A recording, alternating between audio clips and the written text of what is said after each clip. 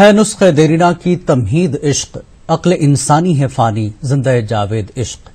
ناظرین، اب ہم آپ کو ایک ایسی بارگاہ کی جانب لیے چل رہے ہیں جو دنیا بھر میں عشق، محبت، عقیدت کا ایک بڑا مرکز ہے، یعنی پیران پیر غوث اعظم دستگیر شیخ عبد القادر جیلانی رحمۃ اللہ علیہ کی درگاہ شریف۔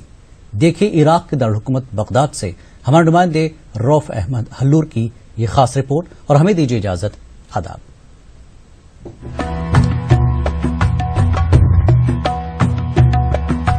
عراق کے دورے پر آئے ہندوستانی علماء اور صحافیوں کا وفد 13 مارچ کو بغداد پہنچا۔ وفد کے ساتھ ای ٹی وی کی ٹیم نے مختلف مقامات کا جائزہ لینے کے بعد غوث اعظم سیدنا عبد القادر جیلانی کی بارگاہ میں حاضری دی۔ ناظرین، ای ٹی وی کی ٹیم اس وقت موجود ہے عراق کے تاریخی شہر عراق کے دارالحکومت بغداد شریف میں۔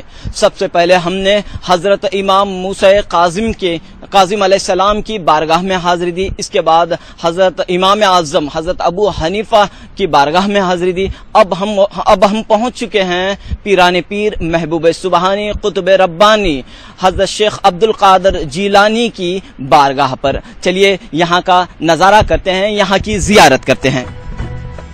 حضرت شیخ عبد القادر جیلانی کا مزار آپ کے مدرسہ میں ہی واقع ہے۔ بغداد کے باب الشیخ رصافہ میں موجود اس درگاہ میں مرد و خواتین زائرین کی بڑی تعداد ہمیشہ موجود رہتی ہے۔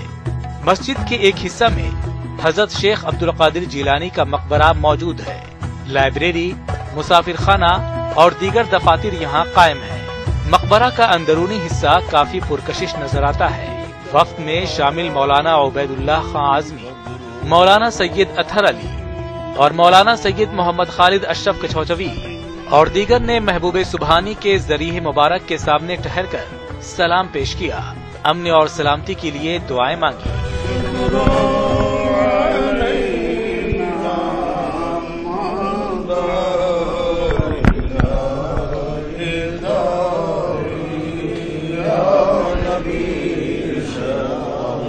یا اللہ، محبوب ربانی کے صدقے میں ہمارے اگلے پچھلے گناہوں کو معاف کر دے۔ یا اللہ، تو ہر مسلمان کے اور ہر انسان کے دل کی کیفیت کو جانتا ہے۔ یا اللہ، جتنے لوگ حاضر ہیں سب کی جائز مرادوں کو محبوب ربانی